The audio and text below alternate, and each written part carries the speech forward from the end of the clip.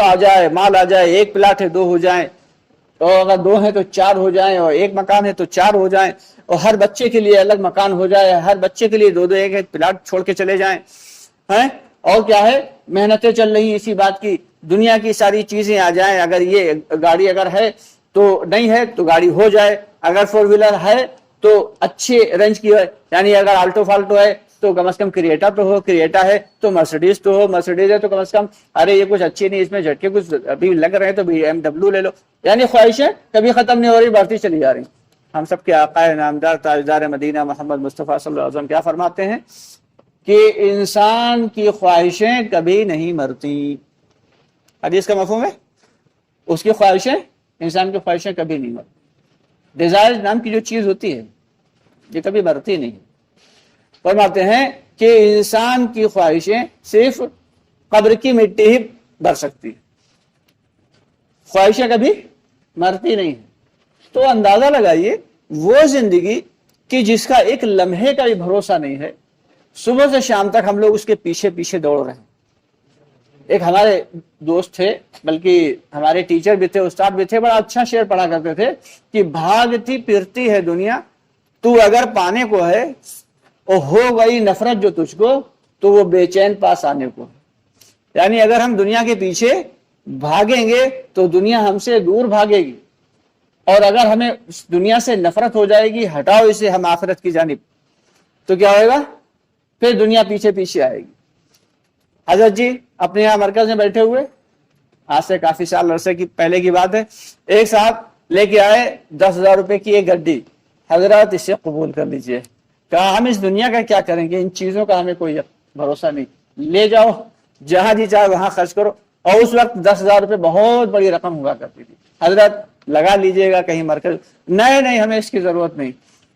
بہت کہتے رہے، لیکن قطعی صاف منع کر دیا، ہمیں پیسے چاہیے نہیں، لے جاؤ، وقت چاہیے آپ کا، آئیے وقت دیجیے۔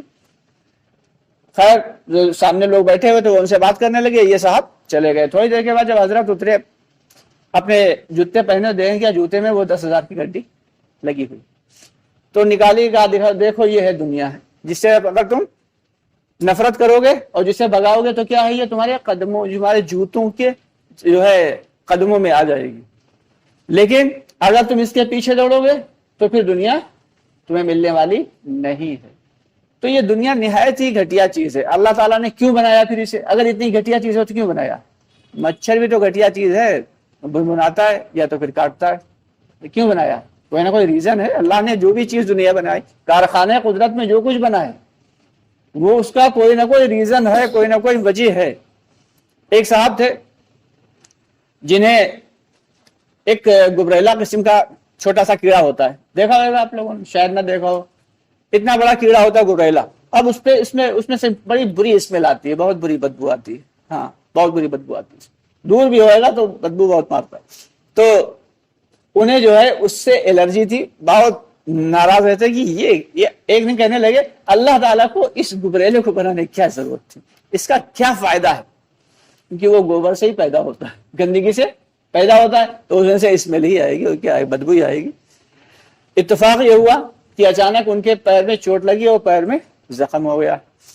اب وہ پیر کا زخم صحیح نہیں ہو رہا، اب پیسے والے آدمی تھے، مال بہت تھا، تو اس ڈاکٹر کو، اس ڈاکٹر کو، اس طبیب کو، اسے جراح کو، ہر جراح کو دکھا ڈالا، لیکن ہر سرجن کو دکھا رہا، صحیح نہیں ہو رہا، پریشان، یہاں تک کہ جو مال و متاع تھا سب بیچ کے لگا دیا، اب چلنا مشکل ہو گیا، پیر میں زبردست چوٹ، وہ بڑھتی چلی جا رہی، زخم صحیح نہیں ہو رہا۔ بیوی بیچاری اسی غم میں بوڑھی ہونے لگی، یہ بھی اسی غم میں بوڑھے ہونے لگے، اب وہ زخم صحیح نہیں ہو رہا۔ آخرکار اللہ کے سامنے رونا گڑ گڑانا شروع کیا۔ ایک دن اللہ کو ترس آ گیا، گھر کے باہر ایک فقیر آیا، اس نے آواز دی، ہے کوئی اللہ کی بندی، اللہ کا بندہ جو مجھے کچھ 2 روٹی دے دے؟ اب یہ نکلی، کہنے لگی یہاں خود ہی کھانے کی نہیں ہے، لالے پڑے ہوئے، تم کیا مانگ رہے ہو؟ تو کہا کیا ہوا بچہ، کچھ تو ہو، کچھ تو دے دے۔ تو جو پاس تھا بھائی آٹا واٹا کچھ ہوا ہوئے گا، دے دیا۔ اب اس نے لیا، اس نے کہا بچی بڑا پریشان لگ رہی ہے، کیا ہوا؟ کہا ارے بابا جاؤ، تم کیا کرو گے؟ کہا ارے بچاؤ، ہو سکتا ہے اس فقیر کی کوئی دعا ہی لگ جائے۔ تو اب जब कोई हमदर्द मिल जाता है तो रोना तो आ ही जाता है। बेचारी ने रोते रोते अपनी बात बताई कि हमारे मियाँ बीमार है, हमारे शौहर बीमार है, उनके पैर में ऐसा जख्म हुआ कि कई साल से नहीं सही हो रहा, हमारे बहुत अच्छे हालात थे, उन हालात में हम बहुत खुश व खुर्रम रहते थे, सब कुछ बेच बेच के लगा दिया, लेकिन इनके पैर का जख्म सही नहीं हुआ। कहा अगर मानो तो हम एक दवा बता दें। कहा कि इतने बड़े बड़े तबीब और जर्राह तो हार गए, अब आप क्या दवा बताओगे? फिर अगर मानो सबको आजमाया, एक बता मेरी दवाई बत। कहा भाई ठीक है। कहा वो जो गोबर में पैदा होता है कीड़ा गुबरेला, 2-4 गुबरेले ला के उन्हें जलाओ और पीस के इसके जख्म पे लगा दो। अब ये गुबरेले से हमारा इलाज होगा, लेकिन तब तक वो सारा जो अंदर का था माल मसाला तकब्बुर वो खत्म हो चुका था। खैर ढूंढ के लाया गया, जला के लगाया, 2-1 दिन लगाया, अल्लाह के फजल से उनका जख्म ठीक हो गया। तब इनके जहन में आया कि एक मरतबा हमने कहा था कि अल्लाह ने इस गुबरेले को फाफा क्यों बनाया, तो अल्लाह ने आज दिखा दिया कि इसीलिए बनाया कि जिस जो लाम इलाज मर्ज है उसमें भी ये गुबरेला काम आ जाता। तो इसलिए हम सबको हर वक्त अल्लाह से डरते रहना चाहिए और अल्लाह की दी हुई नेमतों पर शुक्र अदा करते रहना चाहिए। इस कारखाने कुदरत में जो कुछ अल्लाह ताला ने बनाया, हर चीज का कोई ना कोई रीजन है, कोई ना कोई वजह है और उसका कोई ना कोई मकसद है। तो मरने के बाद जो सोल है बस वही बचती है, जिस्म तो उठा के जमीन के अंदर डाल दिया जाता है और जो रूह है वो ऊपर जाती है, आलम बरज़ख में रहती है। वहीं आपस में बहुत सारी रूहें जो जन्नत की तरफ जाने वाली होती हैं, तो उनको रखा अलग जाता है। तो वो क्या है, वो आपस में मिलती जुलती भी हैं। अच्छा तुम आ गई, अच्छा वो फला नहीं आए, अरे वो नहीं आए यहाँ, हाँ वो तो हमसे पहले आ गए थे, कहीं ऐसा तो नहीं वो हलाक हो गए हैं। यानी जो शख्स बुरे अमाल करके जाएगा उसकी रूह जमीन के तहखानों में डाल दी जाती है, जो नेक अमाल करके जाएगा वो अल्लाह ताला आसमानों पे उसकी रूह को भेजते हैं। सबसे पहले रूह जाती है अल्लाह की बारगाह में, जाके सजदा रेज होती है, उसके बाद अल्लाह ताला उसे कहाँ भेज देते हैं, आलम बरज़ख में। तो हम सबको कोशिश ये करना है कि ये दुनिया की चंद दिन की जिंदगी से में पढ़ना नहीं है, ये बहुत दिन की जिंदगी नहीं है, चंद लम्हों की है। आखिरत के एतबार से देखा जाए तो शायद 2-3 मिनट की है, लेकिन उसके बावजूद हम लोग फिक्रमंद किसके लिए रहते हैं? क्यों भाई हसान किसके लिए रहते हैं? हाय दुनिया, हाय दुनिया, हाय दुनिया।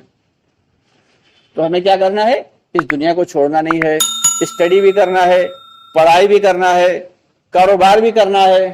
अब टोपी मुसल्ला लेके हर वक्त मस्जिद में नहीं बैठना है, लेकिन अल्लाह के अहकामात नबी पाक सल्लल्लाहु अलैहि वसल्लम के तरीके पे पूरे करते रहना है कि जिस वक्त अल्लाह की जानिब से हुक्म आ जाए नमाज का, अब स्टडी बंद, अब कारोबार बंद, अब मुलाजिमत छुट्टी, फौरन पहुंच गए अल्लाह की बारगाह में, नमाज पढ़ी, रिफ्रेश हो गए एकदम।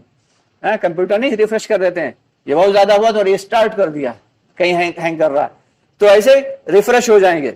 वुजू किया, नमाज पढ़ी अल्लाह की बारगाह में आके, और उसके बाद फिर गए, फिर अपना काम किया, फिर बारगाह से आवाज आई हय्या अलस सलाह हय्या अलल फलाह, आओ नमाज की तरफ, आओ कामयाबी की तरफ। ये क्या है भाई, कामयाबी क्या है?